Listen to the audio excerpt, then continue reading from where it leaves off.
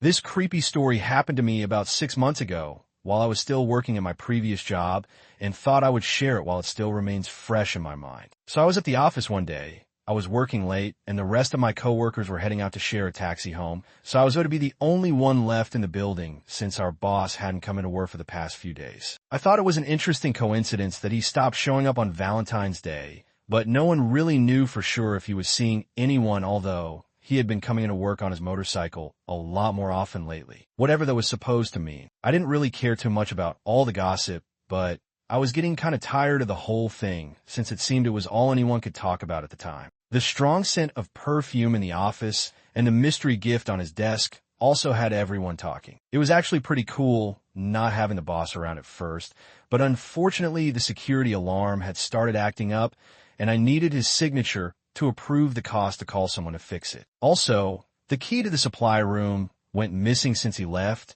and he hadn't returned any of my messages about that or the alarm, which was surprising because he was the kind of person that would generally take things very seriously. Just as my colleagues were about to leave the building, they asked if there was anyone waiting up for me because there was someone sitting inside a car in the parking lot outside. They seemed genuinely unnerved when I told them that I wasn't expecting anyone, and they all decided to quietly leave together and asked me to be careful. What was really strange is that whoever was had no business being there, but I initially brushed it off and thought the car would be gone by the time I got around to observing the parking lot for myself. About half an hour later, I received a message on my phone from Josh, one of my coworkers from earlier. Truth be told, I was so focused on my work, I had completely forgotten about the matter. I didn't respond to his message right away, but eventually, I did find an excuse to pass in front of my boss' office overlooking the parking lot. I went into his office and peeked through the window. As I slowly pulled down the blinds, I was surprised to see someone still waiting in the parking lot. This was highly unusual, and it kind of creeped me out since the car was parked so close to mine. I couldn't really make out who it was, but as I looked closer, I could see it was definitely a man smoking a cigarette. There was nothing familiar about him, and I didn't recognize the car. Since I was the only person at the office, I couldn't shake this uncanny feeling that he really was waiting up for me for some reason, and that it would be impossible to get to my car without him seeing me. I quickly returned to my desk and grabbed my phone so I could take a photo and confirm with Josh that it was the same car from before. While I waited for Josh to respond, the gift on the desk suddenly caught my eye. I thought that perhaps it was a perfume which would explain the strong scent inside the office lately, but I was also curious to know if it really was a Valentine's gift and why it was still on his desk. It seemed strange to leave it at the office. As I slowly opened the box, I was surprised to see a passport inside. Suddenly, I received a new message on my phone. I was initially confused by his response, but when I looked closely at the photo again, I could see that the car was empty. I was so quick to take the photo, I hadn't even noticed. I immediately took another peek through the window. The car was still there, but with no one inside. It seems so strange to abandon your car in the middle of the night,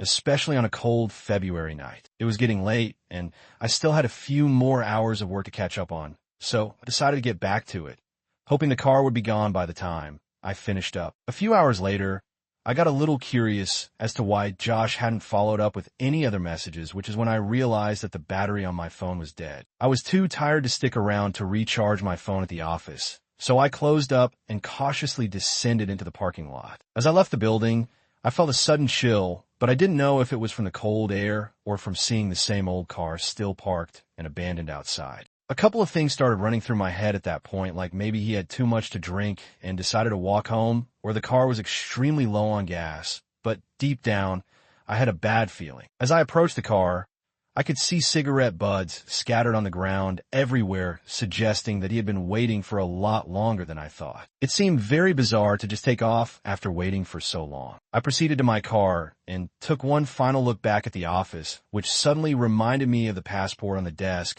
that I had completely forgotten to place back inside the box after getting distracted by my phone. Knowing that my boss would totally flip out if he found out that someone had been snooping around his office, I reluctantly headed back into the building since I had already worked so late and I really didn't want to have to wake up extra early the next morning just to make sure I would be the first to arrive at the office. I knew there was a chance that he wouldn't even show up the next day, but I wasn't going to risk it. I didn't bother turning the lights on because I knew my way around and I was going to be quick in and out. It was when I reached my boss' office that I noticed something very strange. The office chair that was previously behind the desk had been moved, and both the box and the passport were missing. I had only been gone for a few minutes, so it seemed plausible that whoever it was might still be inside the building with me, so I was quick to observe the rest of the office. Despite the intense moment of silence, I started to feel somewhat relieved to see the same old familiar office that I had grown accustomed to, and there was no other indication that anyone else was there. However, this moment of silence and relief was quickly diminished by a loud thud coming from the supply room. It sounded like something very heavy hitting the floor. As I tried to figure out what could have caused such a loud noise, I suddenly heard the sound of what appeared to be a commotion coming from behind the door. After realizing that someone was in the supply room, which required a key to open it, I began to assume that it was my boss or someone else with access to the office. But as I opened the door, I saw something that I will never forget and continues to haunt my darkest dreams. My knee-jerk reaction caused me to dash out of the office and immediately get to my car. Just as I was about to turn on the ignition, I instinctively looked up and saw the dark silhouette of a man standing by the same window in the office. I couldn't see a face, but I knew I was being watched. I turned the key, and my heart sank as the engine failed to start. I tried again repeatedly before looking up at the office again, horrified to see that the dark figure had vanished. I gave the key one last turn, and to my relief, the engine shuddered to a start. I drove off and headed to the nearest police station. When I arrived there, I told them everything. Thanks to the photo I had taken of the car that was parked outside along with a partial description of the driver, the police were able to make an arrest, and the driver was identified. Shockingly, it turned out not to be my boss after all, but a relative of his with a violent criminal record. Apparently, my boss wanted to surprise his young girlfriend with a trip to Brazil by inviting her to his office and gifting her with a brand new passport he had arranged. But instead, she wanted to break the whole thing off, and in a fit of desperate rage, he killed her in cold blood and went into hiding. In an attempt to cover up his crime, he convinced his no-good brother to come by the office to collect the body and dispose of it. I will never forget that night, or the days I could smell her perfume as her lifeless body remained hidden behind that door while I went about my daily job, and the terrifying thought of being alone at night in the office with a violent criminal.